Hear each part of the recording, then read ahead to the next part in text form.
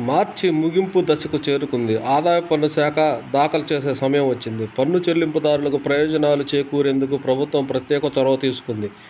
ఇప్పటికే చాలామంది తమ పాన్, ఆధార్ కార్డులను బ్యాంకుతో లింక్ చేయలేదు. లేని వారు కూడా ఆదాయ పన్ను చెల్లించవచ్చు. మీరు రిటర్నులు కూడా ఫైల్ చేయవచ్చు.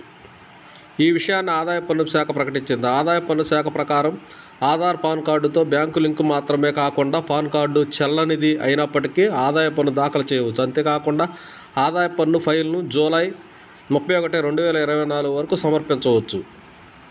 ఆదాయపు పన్ను ఈ ఫైలింగ్ పోర్టల్లోకి వెళ్ళి మీ ఖాతాలోకి లాగిన్ అవ్వండి. ఆ తర్వాత ఈ ఫైల్ విభాగానికి వెళ్ళి ఆదాయ పన్ను రిటర్న్ ఫైల్ చేయడానికి ఎంపికను ఎంచుకొని అవసరమైన వివరాలు డాక్యుమెంటేషన్తో కొనసాగండి.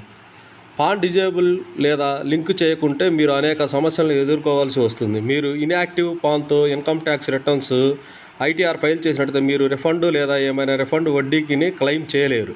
రిఫండ్ క్లెయిమ్ చేయడానికి ఆధార్, పాన్ లింక్ చేయడం తప్పనిసరి. అందుకే మీరు ఆధార్, పాన్ లింకు లేకపోతే వెంటనే దాన్ని పూర్తి చేయండి. గతసారి కూడా ఆదాయ పన్ను శాఖ దాఖలు కోసం పాన్ కార్డు గురించి ఆదాయ పన్ను కార్యాలయం ప్రకటించింది. ఇలాంటి మరెన్నో అప్డేట్ల కోసం చూస్తూనే ఉండండి. Please like, share and subscribe my channel.